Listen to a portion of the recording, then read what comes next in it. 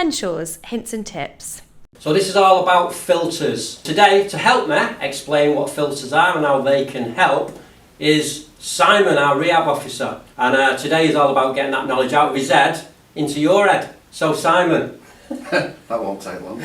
And people have kind of three reasons to want to wear filters or shades. One of them's about having too much light coming in. Too much light is usually the common idea, is thinking, oh, she's too bright, it's hurting my eyes. Contrast. Contrast, some people don't often realise that you can improve contrast, so that makes it easier to see stuff, when you're out. And then glare as well.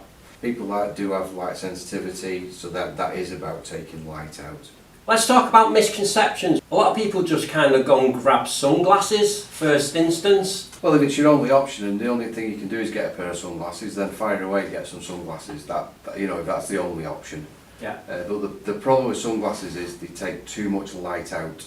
And again, it's not necessarily about taking all the light out, it's taking out parts of the light that affect your eyes in a negative way. I think there's another misconception about a certain eye condition will suit a certain filter. There's some guidance in that, but realistically it's a bit more of a mix and match process. And you could come to me with this exactly the same as somebody the next day, and you would have a completely different result. The first range you would do with the filters is let's try the filters of all different colours, and let's make sure with each one we can still see as much as we could before. One of the biggest misconceptions is that they have to be dark. The ones that give you the best results are often very pale. So you just give me a brilliant segue to some of the shades that are on the table at the moment. There's no shades here that are totally blacked out. And then we've got lighter shades, so I've got some lemons here and some ambers. The lemons and the ambers are really good for low light conditions because they enhance the light like dusk and dawn. Don't ever look at it and think those are too light, they'll never do what I want. When you do assessments, how does it kind of roll? Do you literally just work out how the person's been affected and then work from there, bring in various solutions? Yeah. You could start off with a whole range of filters and you could look through them all until you found the ones that didn't reduce your acuity, what you can actually see. Then the next thing you want to do is go back through them and check if it increases your contrast. Try it indoors, if it's safe, go outside and have a look. Yeah. Do things jump out at you more. Once you've eliminated the ones that don't increase your contrast, what you could do then is do a glare test. So hold them up, look through them and say, make it even look into a light if you wanted, and say, right, they reduced the glare. Most people kind of know, don't they? As soon as they started putting a range of differences on. Yeah, if you can see someone's facial expression, you can generally tell by the facial expression if the face relaxes. And these glasses are designed so they actually go over prescription glasses. These fit me really well. So that pops out for me. These particular ones have kind of side windows, and I know some people wouldn't want that light, but some people might.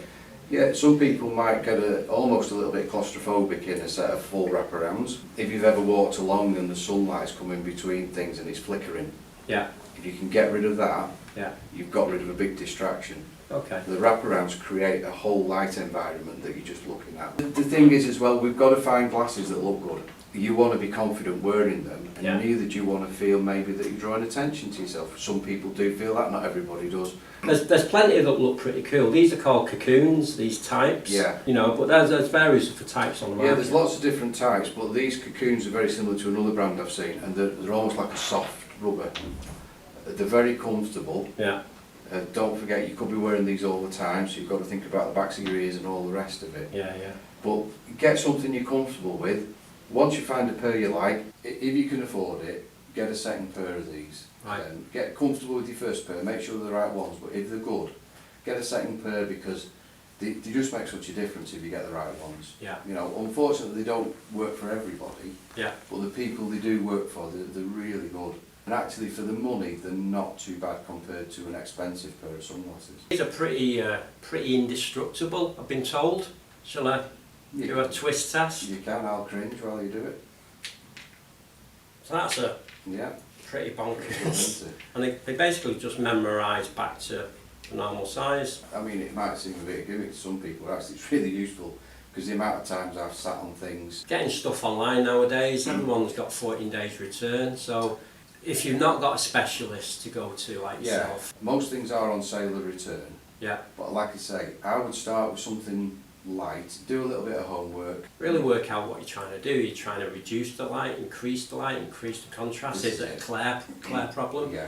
One thing we haven't talked about is polarised glasses, because you can get filters in colours and then polarised. Polarised, if you can avoid them, avoid them.